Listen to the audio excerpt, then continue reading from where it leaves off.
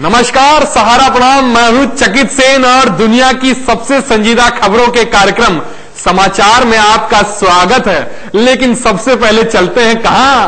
सुर्खियों की तरफ। उठिए उठिए, चलिए चलिए। साइकिल की टक्कर से हाथी की हुई मौत। पंजाब पिछड़ा, नहीं खिला कमल का फूल, खिल गया धूल का फूल।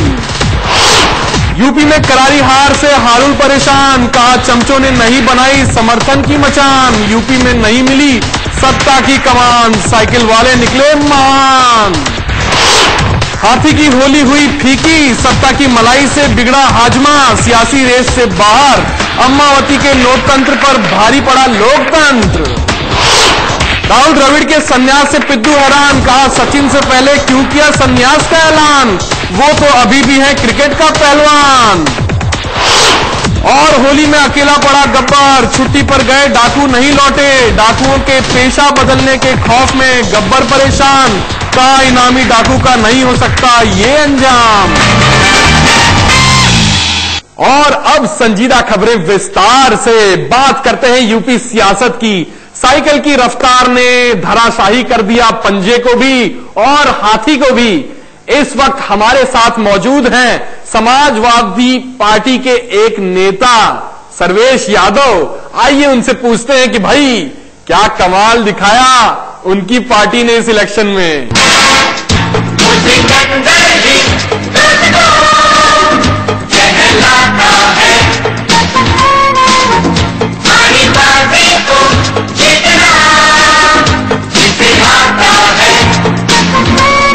भाई ये बताइए कि कैसी चली आपकी साइकिल? साइकिल सनसना गई, चना के परिणाम आ गए। भाई ये बताइए कि कैसे चली आपकी साइकिल? वायदों की थोड़ी ग्रीस लगाई और नीचे को नए पैडल लगाए और थोड़ी ताकत लगाई, वही चल पड़ी साइकिल। चना के परिणाम हमारे समर्थन में आ गए। लेकिन ये बताइए कि पूरे राज्य की जनता ने साइकिल पे भला सवारी कैसे की? मुझे देखे जो हाथी ने इतना खाया कि जनता को खाने के लाले पड़ गए। उसके बाद कमल के फूल के पास न तो मुद्दों की खाद बची और न नेतृत्व की रोशनी, उसको तो मुरझाना ही था। रही बात पंजे की, तो पंजा तो बस मीडिया में चमचमाता रहा। ऐसे में लोगों को साइकिल की सवारी ज्यादा रास आई, न पेट्रोल न डीजल, बस भरोसेमंद सवारी। चुनाव के परिणाम आ गए हमारे समर्थन में। तो क्या आप मानते हैं कि खाली भीड़ में पंजा लहराने से हवा का रुख नहीं बदलता, उसमें ताकत होनी चाहिए? ये क्या है कि अगर आप गाड़ी में हैं तो आप सिर्फ रोड पे चल पाएंगे, हैं? साइकिल तो कहीं भी उतार दो, खेत में, खलियान में, सीधे गांव में मतदाता के घर के सामने। हमने तो ऐसा किया और हमारे बुजुर्ग कह भी गए कि भारत गांव में बसता है। हमने वही किया और चुनाव के परिणाम आ गए। वैसे आपने साइकिल की ओवरऑलिंग काफी अच्छी की थी। अब देखिए, हमने खुद पूरी साइकिल बदली। हमने सारे पुराने घिसे हुए बेरिंग निकाल लिए, जहां जहां जंग लगा था वो साफ कर दिया और खुद सारे कल पुर्जे चेंज किए, बदले। बस नतीजा रहा ये साइकिल सर पर दो पड़ी और परिणाम आ गए। अरे भाई आप कहां जा रहे हैं? अब साइकिल में सवार होकर हम लॉलीपॉप बांटने जा रहे हैं। ये क्या है कि जीत की चमक बनाए रखने के लिए लॉलीपॉप बांटना जरूरी है। परिणाम आ गए। चकित सेन कभी आओ हमारे प्रदेश में, साइकिल बिठा के पूरा प्रदेश घुमाएंगे। अच्छा, हम जा रहे हैं, चुनाव के परिणाम आ गए, हमारा परिणाम लो। चलिए भाई, सर्वेश जी तो चले अपनी साइकिल पर साइकिल चमकाने के लिए। हम चलते हैं सीधा हारुल गांधी के पास। हार के बाद उनका क्या है हाल, आइए जानते हैं उन्हीं से। ये क्या हुआ, कैसे हुआ, कब हुआ, क्यों हुआ, जब हुआ, तब हुआ, ओ छोड़ो ये न सोचो। हारुल जी कैसा महसूस कर रहे हैं? बिल्कुल रावण की तरह। प्रचार तो बहुत हुआ मगर देखने को नहीं आया। हारुल जी, क्या आपको लगता है कि मीडिया हाइप भारी पड़ गई? चमचों की भीड़ भारी पड़ी। चमचों के चक्कर में मेरा संदेश जनता तक पहुंचा ही नहीं, मीडिया में चमचम बन के रह गई। लेकिन हारुल जी, आप तो किसानों के घर जा जाकर वहां पर खाना भी खा रहे थे।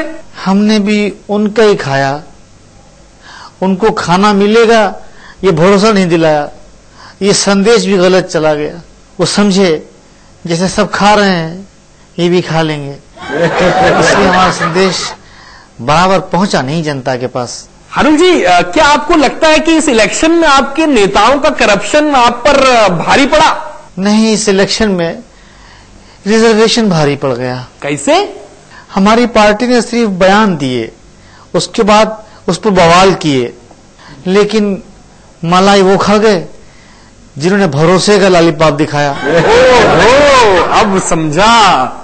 लेकिन अब क्या विचार है? अब तो बस विदेश जाने का टिकट तैयार है। चलिए, वैसे भी अगला चुनाव है 2014 में, तब तक आप करेंगे भी क्या यहाँ रुक के? जाइए घूम के आइए। चलिए, ये कहावत तो आपने सुनी होगी कि खुला हाथी 1 लाख का और बंद 1.25 लाख का। चलिए, हम चलते हैं और सीधे रुक करते हैं हाथी के तंबू में क्या है खलबली वहां पर मची हुई। इस वक्त हमारे साथ मौजूद हैं अम्मावती के भाई, उन्हीं से पूछते हैं। क्या से क्या हो गया बेवफा,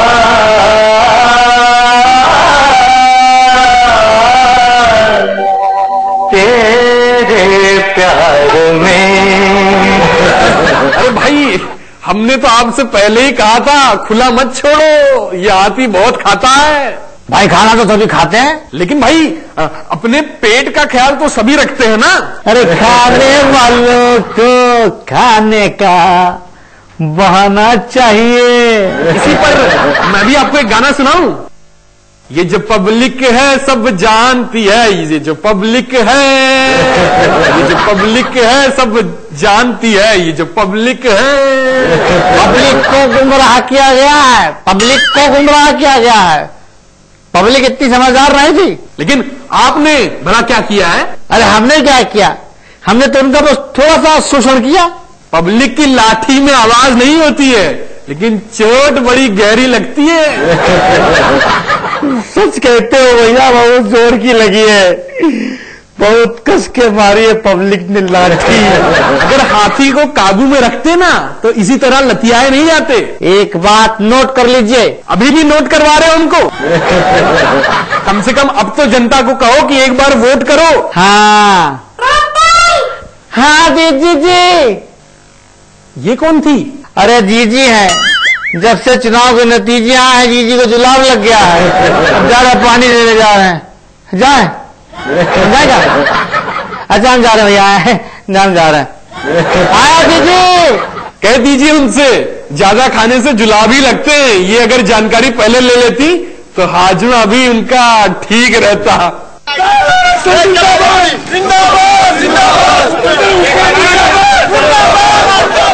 अरे चुनाव खत्म होते ही एक बार जाट का आरक्षण का जिन फिर से बाहर आ गया। ए कैमरामैन, बुलाओ किसी जाट को। हाँ जी बोलो साहब जी, क्या कहने लग रहे हो तुम? अरे ये सब क्या है? और जी हम धरना प्रदर्शन करने लग रहे हैं। लेकिन क्यों? अरे आरक्षण की मांग की खातिर ही सब करने लग रहे हूँ। अरे भैया, लेकिन आरक्षण की मांग करनी है तो जाके प्रकाश झा से क्यों नहीं करते? अरे कौन लग रहे भाई प्रकाश झा? अरे भैया, आरक्षण तो इन्होंने बनाया है ना। ले मैंने कोई ना बेरा। अरे ओ बावड़ी पूछ, ये बिहिया धरना प्रदर्शन करने से कुछ ना मिलेगा। अरे ओ चलो सब लोग प्रकाश झा के घर के बाहर धरना करेंगे। मुंबई में? और तक तुम किंगे मिलोगो? मैं भी मुंबई में रहता हूँ। ओ ये भी ठीक है, ये भी प्रकाश झा ने अगर ना दिया हमें आरक्षण तो मैंने तुमसे लोगे आरक्षण। ठीक है, ले लेना, एक डीवीडी मेरे पास पड़ी है। ओ बावड़ी पूछ, वो सबके गणे जब घूम रहा आरक्षण तो मैंने क्यों मिले आरक्षण? अब तो आरक्षण हम लेके रहेंगे, और भी प्रकाश सरकार से। अरे जाओ जाओ जाओ जाओ, बिना बात के बस धरना प्रदर्शन करते रहते हो तुम लोग। ओ बावड़ी पूछ, चलो सब लोग, ये धरना प्रदर्शन मुंबई में हो। हम बात करते हैं सीधा। अब होली पर बीमार पड़ गए हैं बच्चे, और प्रशासन क्या कर रहा है भाई? इस वक्त हमारे साथ सीधा मौजूद हैं एक प्रशासनिक अधिकारी पुलिस के। आइए उनसे बात करते हैं। मुझे क्या पता, मुझे कुछ नहीं पता। अरे जनाब, कैसे हुआ ये हादसा और आप क्या कर रहे थे? उस दिन मैं ठंडाई की ड्यूटी पे था, ठंडाई में दूध सही इस्तेमाल हो रहा है कि नहीं? ठंडाई की ड्यूटी पर? मुझे ये पता करने को बोला गया था कि दूध जो ठंडाई में इस्तेमाल हो रहा है वो सही है कि नहीं। लेकिन ये सब काम तो FDA का होता है। ऐसे कामों में हम लोग तालमेल बिठा के काम करते हैं, डिपार्टमेंट सारे मिलके तालमेल बिठा के काम करते हैं। बहुत सही। 1 गज के फासले पर थाना बांटने वाले ऐसे कामों पर विभागों की सीमा नहीं मानते। जिस फैक्ट्री में ये रंग मिला है उस फैक्ट्री के खिलाफ आपने क्या कार्रवाई की भला? अरे कुछ नहीं की। अरे बुरा न मानो, होली है। भैया होली चली गई, अब तो कुछ करो। अरे हम क्या करें? जब बच्चों के घर वालों ने ही बच्चों को नहीं रोका, बस फोकट में मिला रंग तो लगा दो सबके। मुझे जानना चाहिए ना कि रंग कहां से आया है, कौन रख के गया है, किस तरह का रंग है। भाई ये कैसा जवाब हुआ? क्या अपराधी जनता से पूछ के जुर्म करते हैं? आप क्या पसंद करोगे, जनता से लुटना या मुझसे मार खाना? देखो ज्यादा फालतू की बात मत करो, रगड़ाई अभी जारी है। लड़ाई? मेरा मतलब है कि अभी जांच जारी है। हाँ, वहां तो भंग की रगड़ाई जारी रहेगी जहां आप जैसे अफसर होंगे। कहाँ भंग है बताओ, मुझे पता करना पड़ेगा कि उस भंग में इस्तेमाल होने वाला दूध ताजा है नहीं। ये एक ऐसा विभाग है हमारे देश का जिसे फ्री में पीने को फिनाइल भी मिले तो भी ना छोड़े। पता नहीं इस विभाग को कब होश आएगा। तब तक भाई आप अपनी सुरक्षा खुद ही करिए और चलिए हमारे क्रिकेट एक्सपर्ट नवजात पिद्दू के पास। सुन ले मेरे प्रा, सुन ले मेरे प्यो, सुन ले मेरे प्रा। ओ चकित सेन, तू महान है, तू बलवान है, तू फालतू का सामान है।